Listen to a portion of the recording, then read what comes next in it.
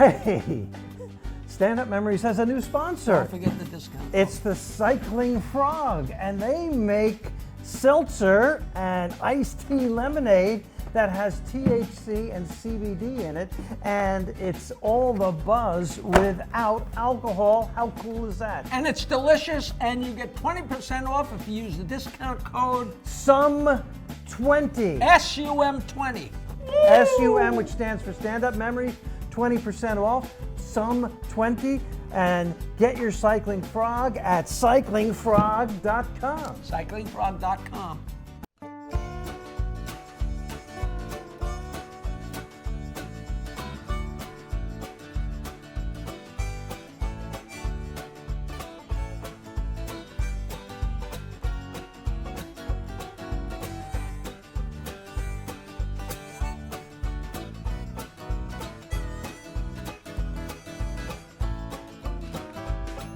You know what? I don't know about you, but I am sick and tired of how pampered we are.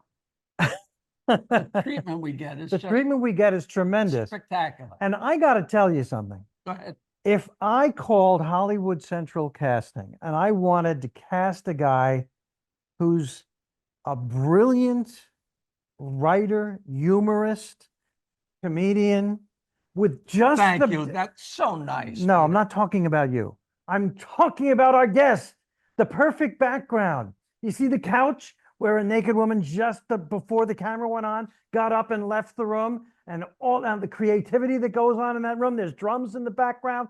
Ladies and gentlemen, we have on our show a man who is all of those things I just mentioned, Mr. Bill Scheft. Is that? I didn't recognize you without a cigar. Yeah, well, that ended about 30 years ago. Good, I good, saw- good. It That's was good. 30 years ago, which is probably that's probably the last time I saw Peter. The last time I saw you was at the Friars on a cigar and dirty joke night. And I told a golf joke and it went over well. And you went up after me and you said, you know, since Bill's golf joke went over so well, I'm going to tell a golf joke. A guy walks into a pro shop. He's got cuts all over his face. And the guy at the pro shop says, "What happened to you?" The guy says, "I blew an eagle." Your opener. And I ran outside and called everybody I knew because I had never heard that joke. And I had just heard it. And I'm like, how did we go 70 years without hearing that joke? I don't even play golf and I know how great a joke it is, you know. Yeah. So let's tell our audience, we know you primarily as a stand-up comedian, and of course you're much more than that, but let's start with back in the day, the clubs that you started at, and of course, let's tell our audience that that we're talking to somebody who was a writer and the head writer for David Letterman for how many years? Okay, first of all, I was not the head writer. I ran the monologue. If I had been the head writer, we would be having this interview from a locked ward. I just ran the monologue. That's all. But I worked on the Letterman show for 24 years, from 91 till the end in 2015. Yeah, I was lucky. You know, after all this time in this business, to me, it would seem that the monologue writer should be the head writer, because that's the main comedy hunk, you know? But not really, because the thing about Letterman, when it came on, they received one marching order, which was do not be the Tonight Show.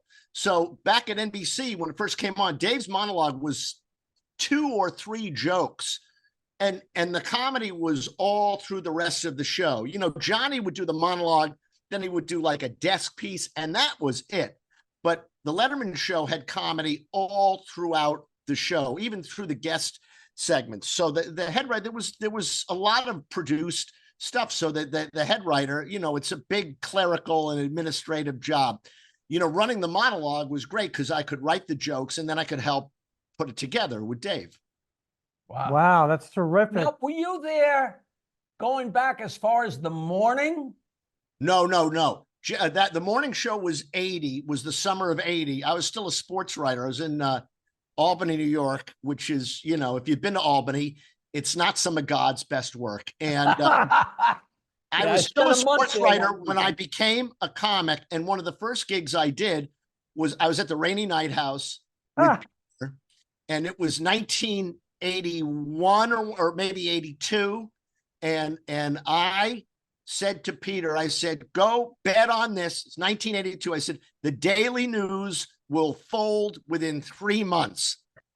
Was I right or was I right? you were right on with that, boy. You didn't miss that prediction. Actually, I think they're hanging on by their fingernails. Now, my favorite story about you, Peter, I was not there for this, but Uh-oh. my late wife, who you both know, Adrienne Tolsch, used to love to tell this story that she was at the Rainy Night House with you and Kelly Rogers, among other people. And after the show, you and a young woman were talking it up, and I'm you were sure. and Kelly Rogers walked by you and said, Peter, where are you going to take her? Your coat? Which is I remember that. I remember that. I had nowhere to take her.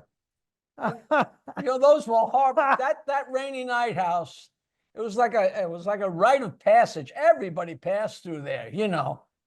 It was great fun, you know. it was great fun, and unlike other places that we would play back then, the audience understood why they were there.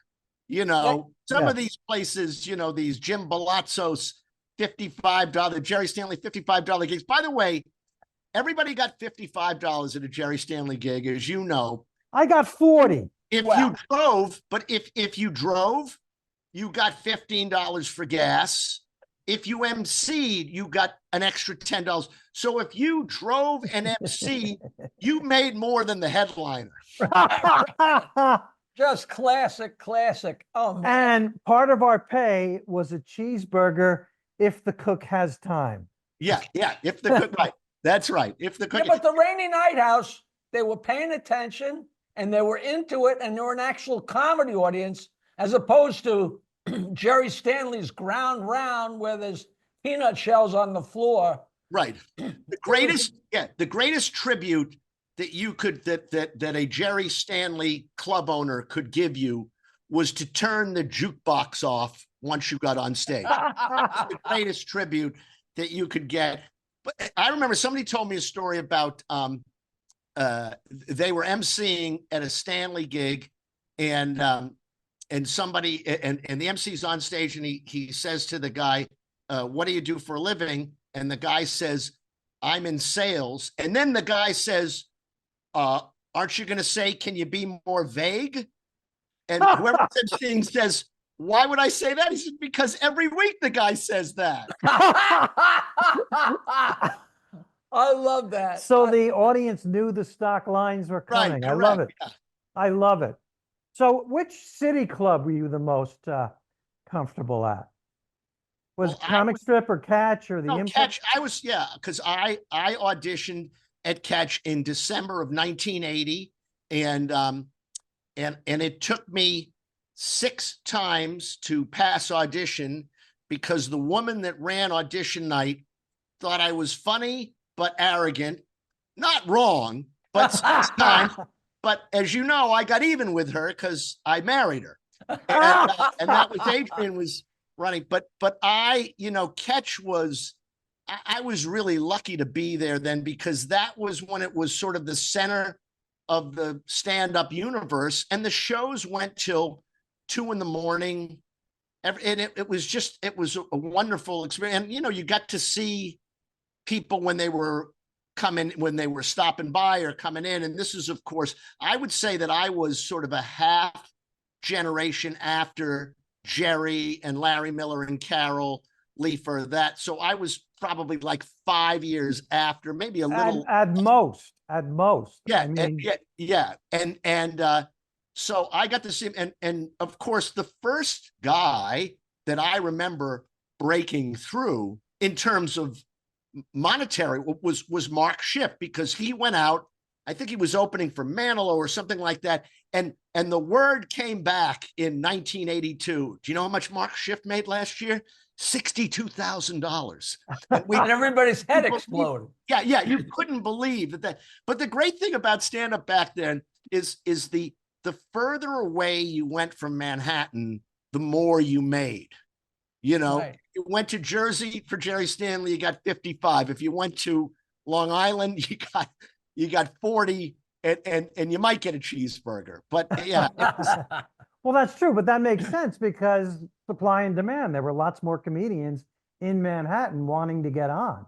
yeah, it absolutely made sense. And you know, you were doing more time out there. That's right. You were doing more time, but you saw Catch a Rising Star when they had music acts in between the Yeah, comedians. they during the week we would have, I think, like two singers or maybe three when the shows went till two, and on the weekend shows we had one on the early show and two on the late show. And of course, the great thing about singers were, you know, you put them right up in the check spot. That was just a beautiful thing. You know, Yeah, but one of those singers was none other than Pat Benatar.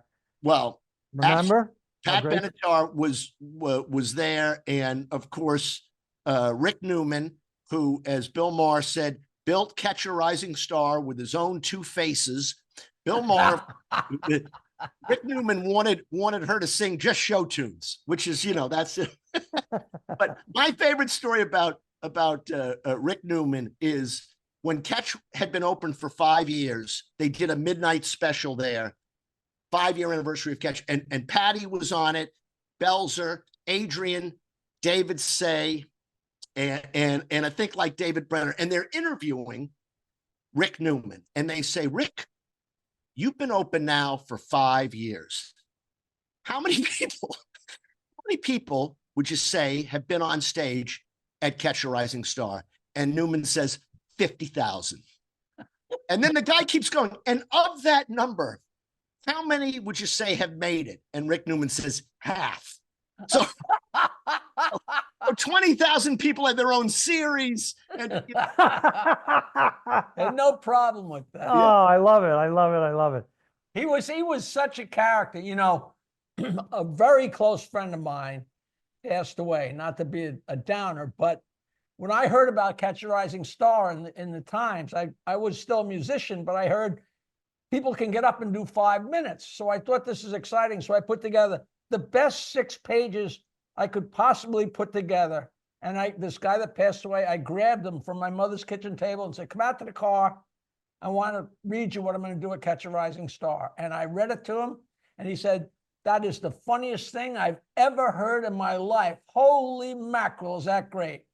And I waited in line at Catch, and I went up and did those jokes. And I can't tell you how badly I bombed. And even though he passed away, I'm still pissed off. that's hilarious. And it was, to me, I got a great training because I was made an MC very early in my alleged career as a stand-up. And so you're up and down all night and you're working with the audience. And, you know, the MCs at Catch, they booked the show. So you had a lot of power, which luckily I didn't corrupt too much. But when I think about MCs and doing time with the audience, I mean, Belzer was amazing. I mean, there's a famous, I wasn't there that night, but some guy in the audience stood up and challenged Belzer to a fight. And he said, yeah, babe, why don't you go out on the sidewalk and practice falling down, and I'll be right out. But when Adrian, the day after she passed away, and it's 8 years ago in December, a guy reminded me of a great line she did with the audience. One night she's working the crowd and she sees a young couple up front and she says, are you married? And the guy says, yes. And she says, how long? The guy says, 3 years. And she says, any kids? And the guy says, no, but we're working on it. And she said, well, why don't you try turning her over, sir?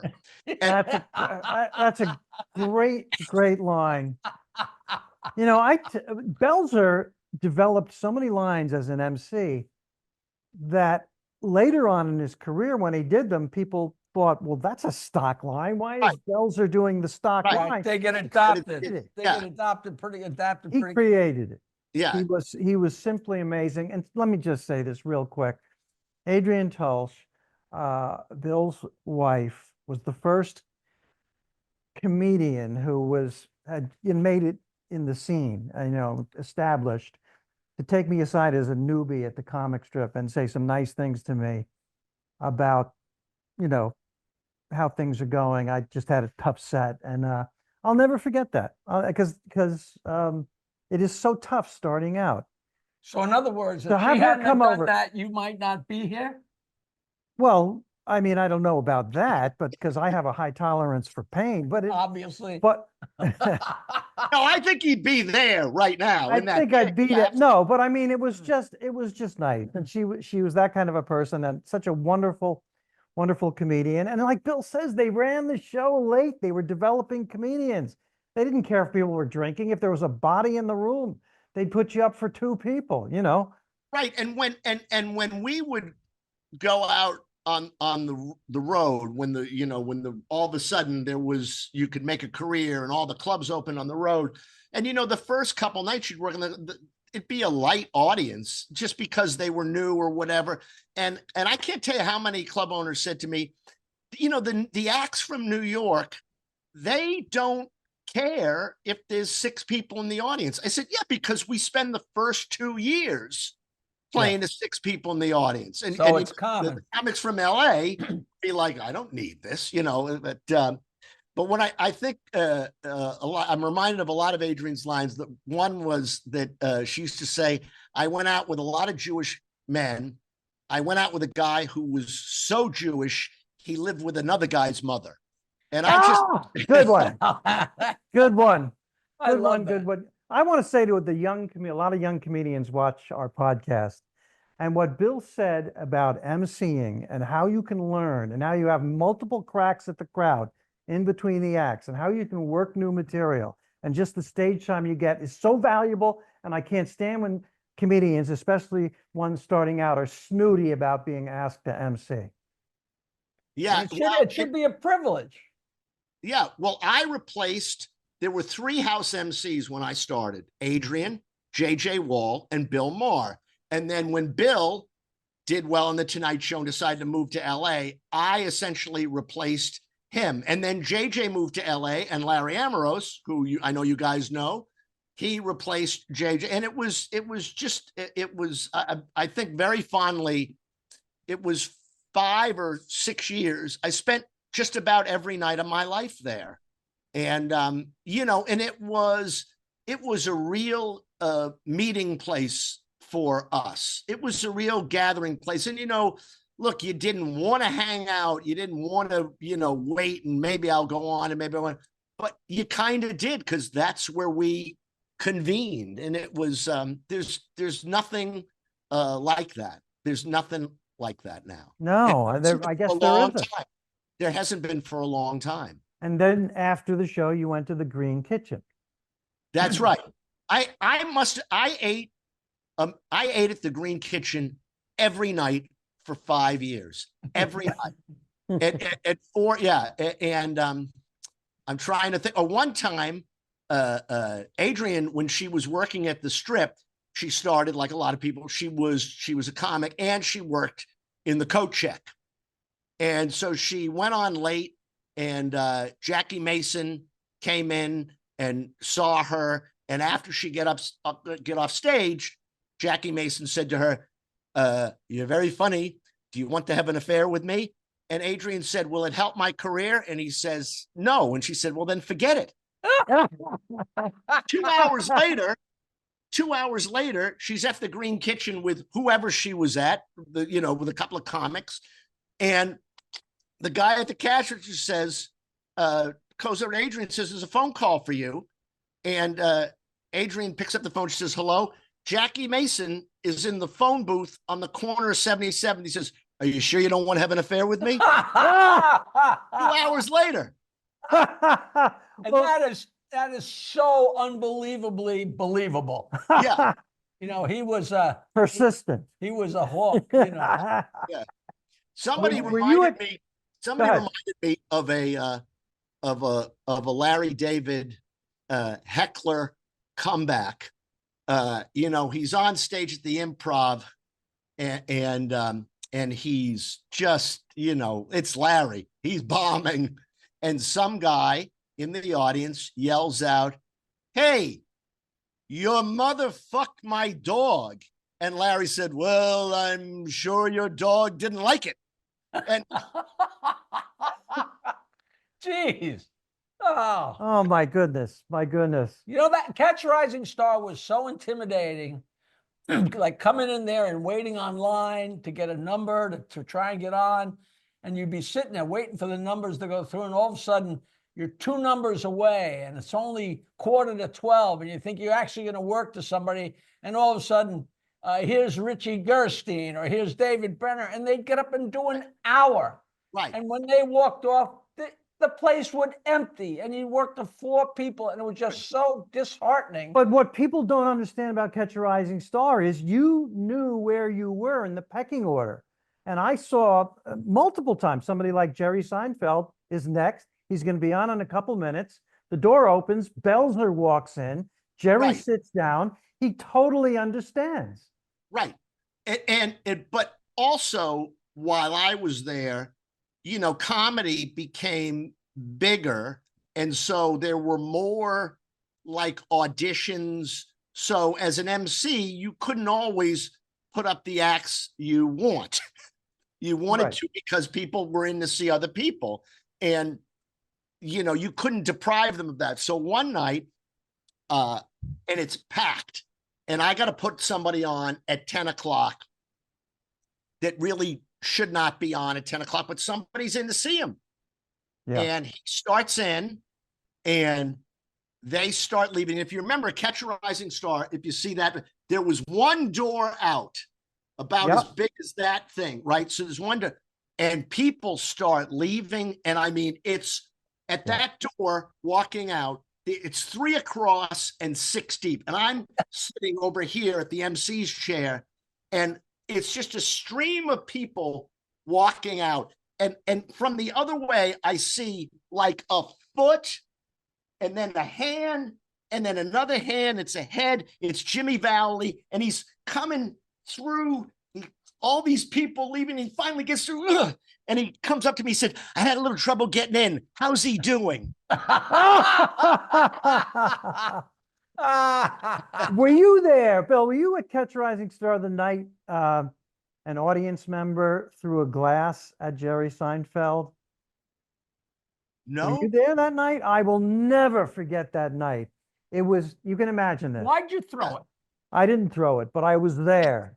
And you know how You can what- tell us. Enough time has passed. You can tell us why you threw I it. got, I'll tell you what happened. No, Bill is describing that young comics are not going to understand this, but Catch a Rising Star would keep going. The audience would break, and comics don't want it to break because you want to get on before it would break. And so, but the audience broke, and Seinfeld was next, and he wanted to go up and try new material. And he's not famous yet, but he's Jerry Seinfeld, darn well known in the city and highly respected.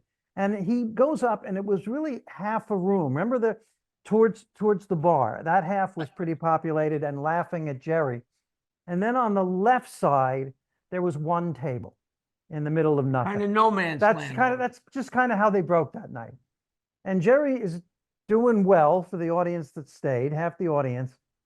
And that table is ignoring him and talking loudly, really rudely. And Jerry, being Jerry, turned over to the table and he goes, basically, would you please be quiet? These people are enjoying my show and I'd like to continue. He kind of condescending the way, you know, Jerry could be. Really? And he goes back. Wow, Jerry. Wow, you think you know a guy. So he goes back to his act and 15 seconds go by and a glass comes flying from that direction, missed him by maybe 2 feet and crashes against the back wall. And Jerry, I thought he was going to walk off. He stayed up there and looked at the bar waiting for somebody to come in and throw this table out. And the bartender comes in and walks to the table and everybody's quiet and shocked and watching this. And the bartender leans over to the table, and you're going to figure out the ending before I say it. The bartender leans over to the table and you see him talking at the table. And the bartender walks to the stage and says, Jerry, you have to come with me now. And he escorted Jerry off the stage and into the bar. And You could do that math. And Well, it was probably some, probably some mob guy.